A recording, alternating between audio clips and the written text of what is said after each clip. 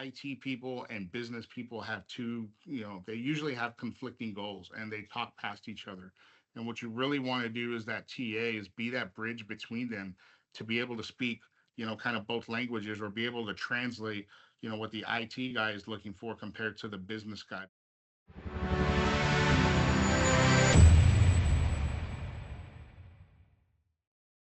All right, so I'm going to go ahead and kick it off. I know we have some people that will probably still be popping in and joining, but first and foremost, want to thank you all for joining us this morning or this afternoon. If there's some of you in the East Coast, let me introduce myself. I'm Kim Gordon. There's a lot of you on this that registered that I have maybe had quick conversations with, haven't gotten into a lot of detail. Several names that I recognize, so a lot of you do know who I am, but I support Texas, New Mexico, Arizona, and SoCal partners from a channel perspective, as well as when opportunities come in, I am the point of contact for the sales process as well. So essentially, single point of contact for anything Evolve IP related.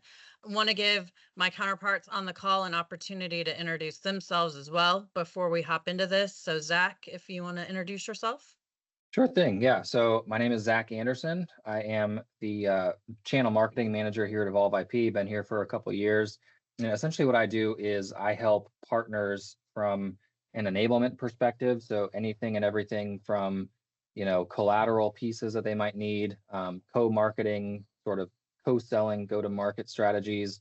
I help out with, and then on the sales side internally, I help Kim and the other account executives with anything and everything that they could need. But generally speaking, I do a lot of the partner specific stuff. So I'm sure I've worked with a lot of you in the past, and anything you need from a marketing perspective, I'm your guy. So I'll kick it over to Richard. Richard Rodriguez, founder and CEO of ClearSync Solutions. I've worked a couple of deals, a few deals with Kim and the Evolve team, very successfully on the team side, and then as well as the DaaS side. Awesome. Thank you. Welcome to everyone that's on the call. We do appreciate you taking time out of your busy days and schedules to invest the next, 25 minutes or so with us. During this time, really wanted to give partners that I've been talking to an opportunity and also wanting to work with an opportunity to get to hear about Evolve IP and our DaaS solution more from the partner perspective. Many of you have had conversations with myself, conversations with Kevin Sullivan, who is on the call, but he's our VP of cloud strategies. So he is our basically resident SME for anything DaaS or cloud related, as well as a lot of you, or probably all of you on the call at some point, have also heard Gary Coben talk about our DaaS solution, which is all great and wonderful. But sometimes hearing from a counterpart where they see DaaS fitting within their kind of ecosystem of clients and prospects, what the experience has been in selling it and having it implemented and supported by Evolve IP is super important. So that's what we wanted to really kind of focus on today. There are two quick slides that Zach's going to go through, just again as kind of a touch refresh on DaaS and in our solution. So I will kick that over to you, Zach, so you can hit these first two slides. Sounds good. Yeah, I'll try to be as brief as possible so we can get into some Q&A at the end. So for those that don't know what DaaS is defined as a virtual desktop delivered as a service. And when you think about DaaS or any computing solution, you really need to think about the relationship between the users and the applications and data that they use every day from a productivity perspective. So what DaaS does essentially is it takes all the computing or all the work that is done at the endpoint and moves it away from the hardware, the endpoint, the PC or laptop, and moves it into the cloud. So that's either a private cloud or a public cloud, like an Azure, for example. We can get into that a little bit later. So what does DaaS come with? What are some of the business outcomes? So DaaS is inherently easier to manage because you're consolidating all those applications and data into a single location. For an IT team, it becomes a lot easier to manage versus, a ton of different endpoints. It's more scalable. So when you think about industries like retail, BPOs, call centers, things like that, when you have to add or remove users quickly, again, from an IT perspective, in a legacy environment, that takes a lot of time, those, at the individual device level. And it's more reliable. So think of business continuity, think of disaster recovery. The end point, the PC, that laptop, doesn't really matter, right? So if an employee, they drop their laptop in a puddle and they're running DaaS, that's okay. They can go find another device, log into their virtual desktop, and they are good to go. What we talk about a lot here is DaaS as a security enablement tool. DaaS in and of itself is not a security solution. However, when you think about, again, consolidating all those applications and data into the cloud, it becomes inherently more secure. So when you layer on those different security solutions and make all those applications and data easier to manage, it becomes inherently more secure. And lastly, logistically efficient. So, a few years ago, it was really hard to procure a lot of these laptops and PCs at scale.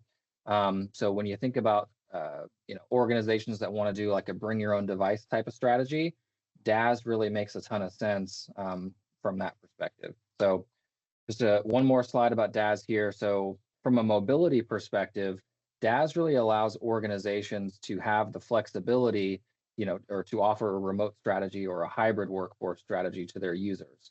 With everything that happened in 2020 and 2021, organizations really require the flexibility to offer their employees a hybrid or remote workforce environment. Number two is productivity. So when you have a more mobile workforce, you still have to be able to provide, or you still have to maintain that productivity level, right?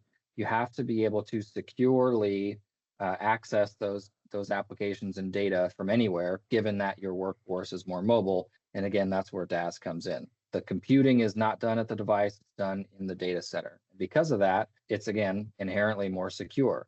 So when you think about industries like healthcare or financial organizations where there's a lot of compliance involved there, DaaS makes it easier to maintain those compliance regimes, given how all the applications and data live in the data center rather than at the device level. So what we like to say is, because of that, because of the ease of manageability, DaaS inherently makes that organization's apps and data more secure.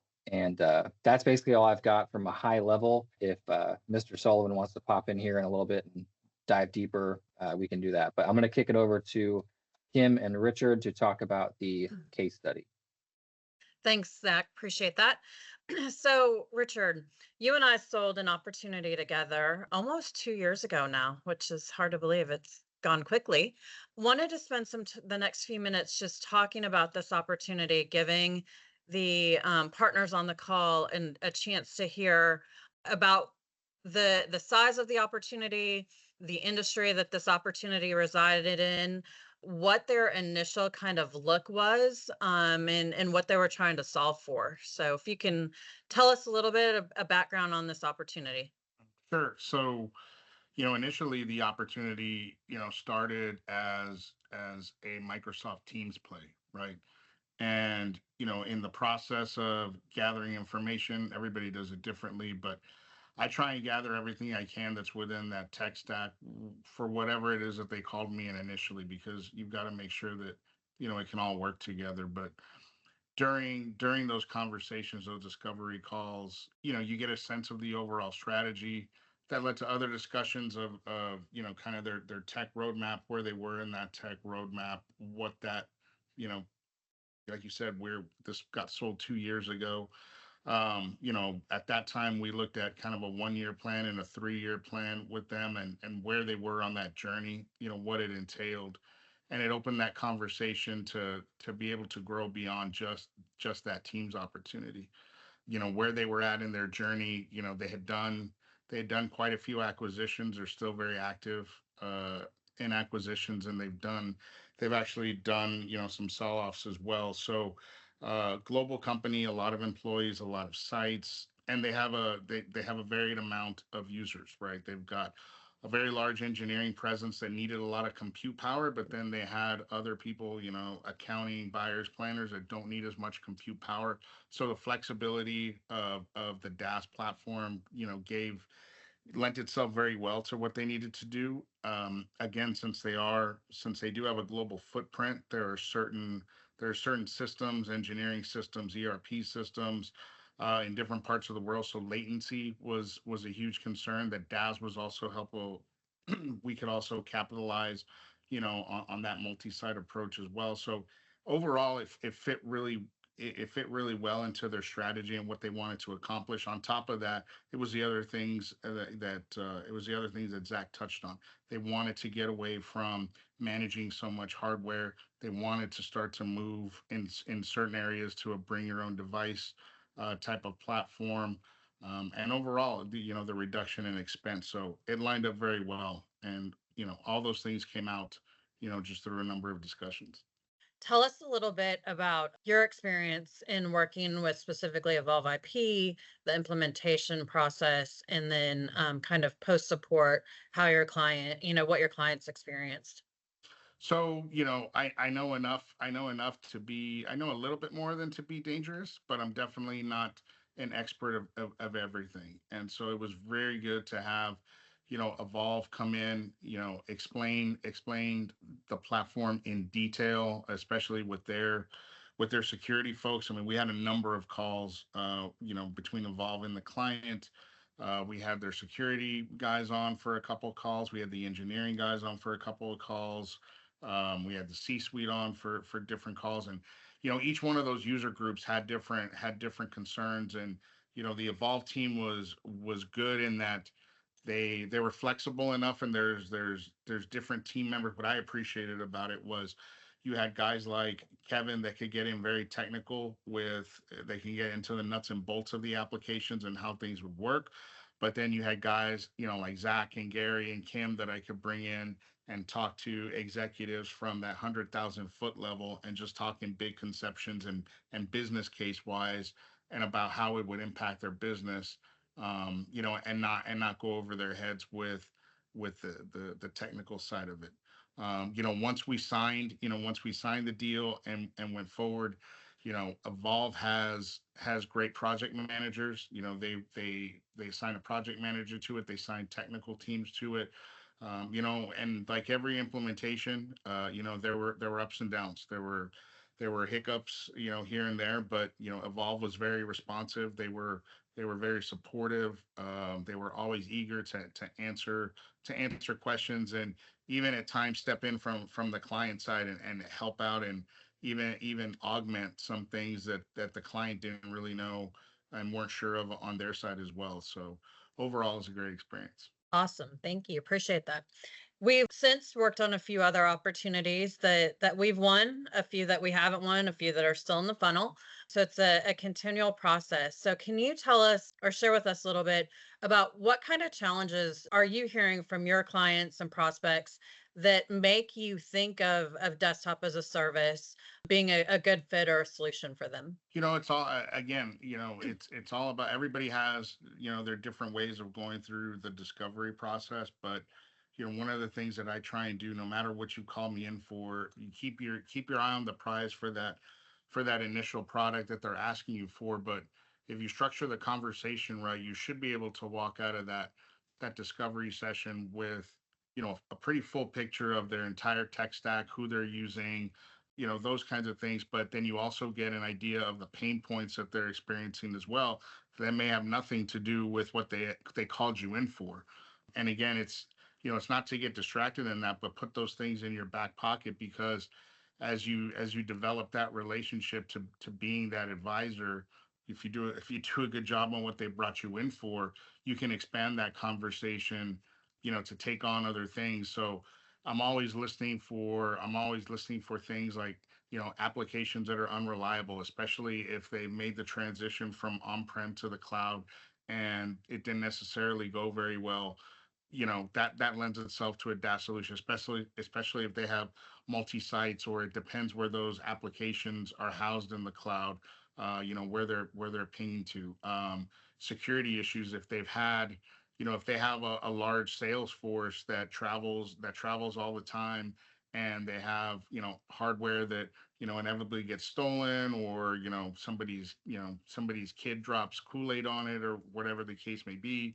And then they're out and they're down until they get a new device. Three, the biggest thing is always, cost is always a big thing for people. So, if you hear those things about how much they're spending on hardware, if they're in that point into the cycle where, if they do large buys and now they're 3-4 years into that hardware cycle and they're about to have to refresh, that's an opportunity to talk about DaaS. Compliance is a huge thing right now, depending on what industries you sell into. That's another component where, if there's financial regulations, if there's HIPAA concerns for healthcare, DaaS lends itself to those things. So just always keeping your ear out for those kinds of issues that they have, and then just, again, being able to pivot back to, putting it to a potential solution. Awesome. So what I'm really hearing is that this is really more of a business conversation, understanding the goals, kind of where the company or where the prospect client wants to go or be 12 months, 18 months, 30 months from now, versus just what do you need today type of conversation.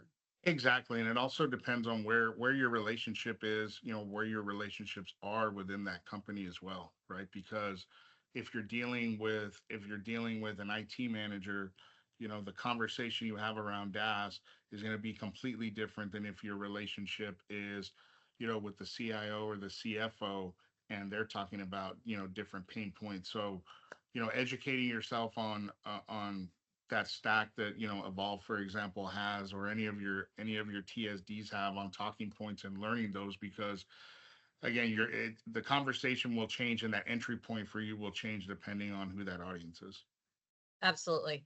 We know DaaS is, somewhat of a newer conversation for a lot of partners. It's not a new solution, but I think a lot of partners are starting to see the value and want to get involved in the conversations, just a little bit hesitant because they're not comfortable, or as comfortable as they are as, with selling, a UC solution or Right. circuits, things like that.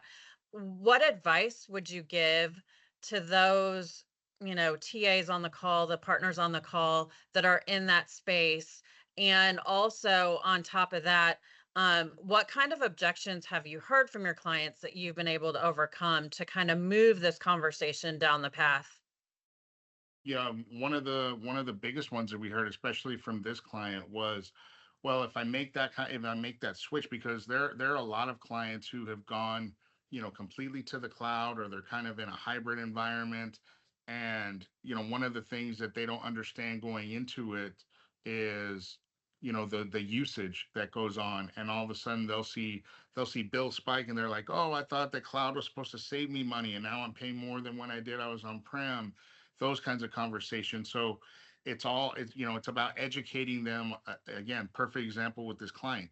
They've got an engineering staff that needed really high compute power, but then they have other users that are just, processing invoices and doing things that need, very little compute power. So in a DaaS solution, being able to put people on different bandwidths and different plans, different CPU power, that's when you're showing them that, you're educated, you know what you're talking about. I didn't know it at the time completely. So being able to lean and bring in people like Kevin and Zach to talk to the client and show them the differences in those costs, to show them, hey, if you've got certain applications that, only run, in certain parts of the day, in certain parts of the world, they don't have to take up, this much bandwidth, or beyond certain amount of times.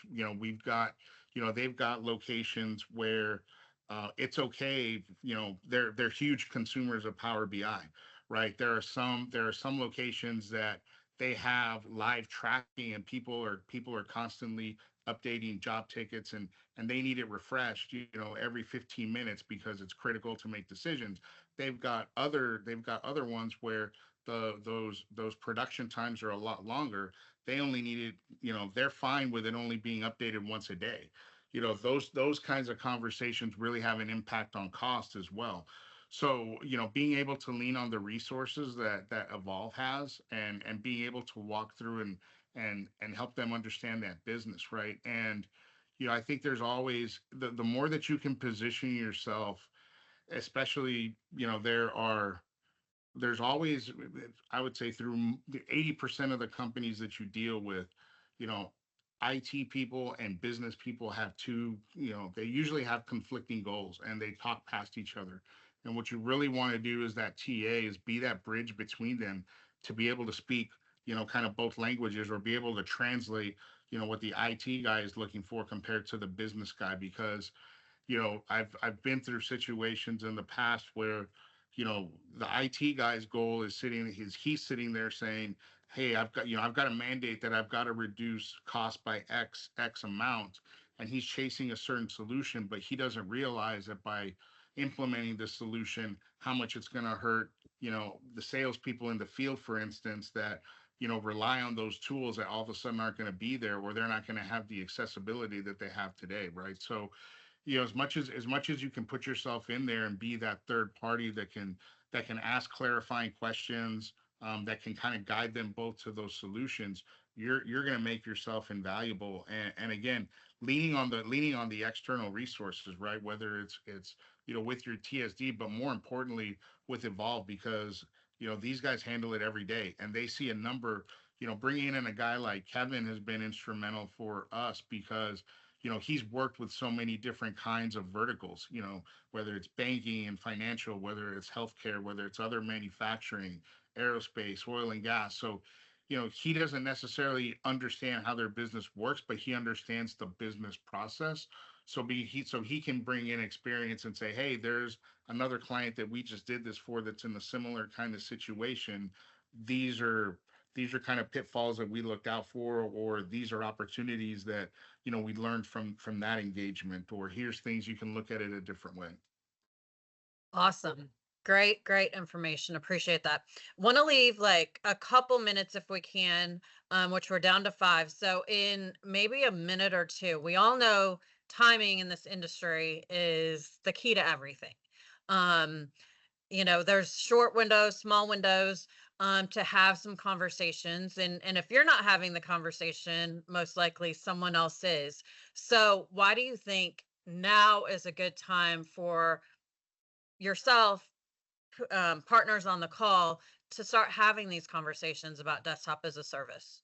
You can point to every headline from a security standpoint. Security is top of mind to every company that's out there, right? They need to understand what their security posture is. DaaS can be a big component in enhancing their security posture, number one. Number two, you look at where we're at in the calendar, right? People are going to start working on their budgets for next year.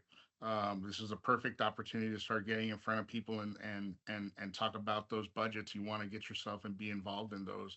And then two, everybody has an evolution, right? And the closer that you can tie yourself to being a part and contributing to that evolution in their tech roadmap, and if you get close enough, you can even help to structure that. The more they're going to trust you, and the more opportunities you're going to be getting for yourself. Absolutely. Appreciate that.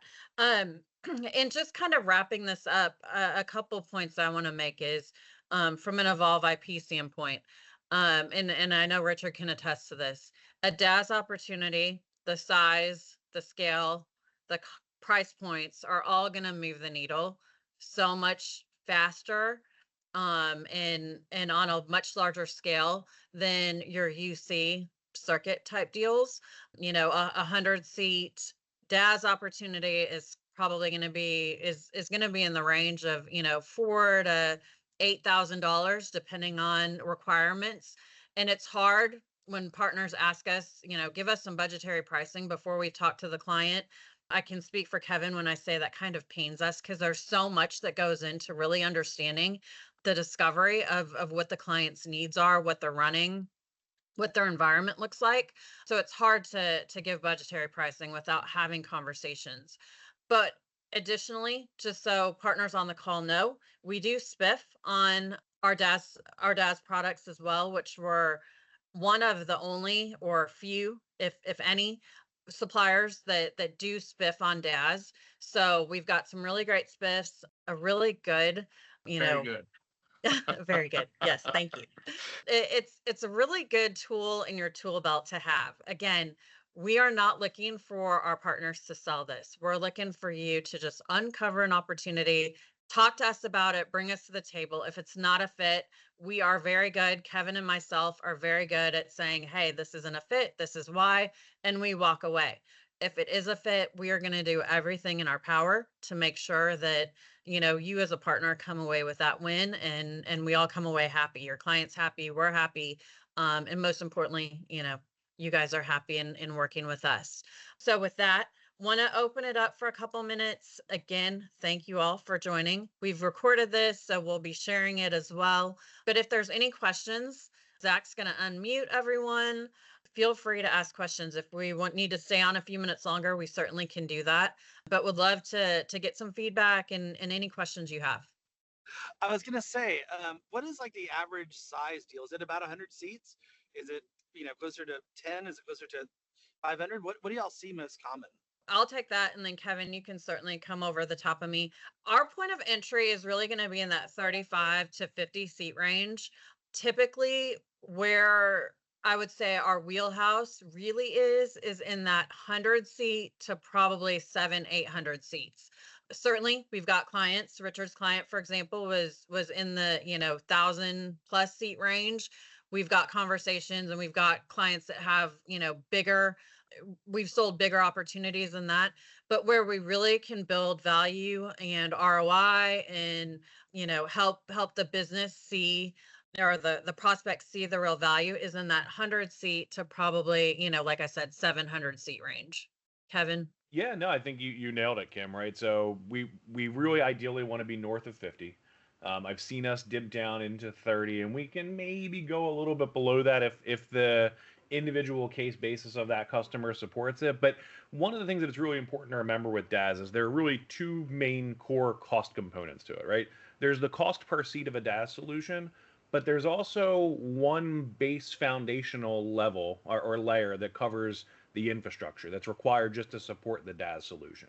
So I always like to think of it as like non-scaling costs and scaling costs. So the non-scaling costs, that might be, we'll just pull a number out of thin air here and say like $2,000, right? And that $2,000 is not going to change whether you have 5 users or 5,000 users. So if you divide that out by a small number of seats, it ends up making the cost per user seem prohibitively expensive, even though DaaS itself isn't. So once you get north of that 50 figure, that's where the financials really start to make sense.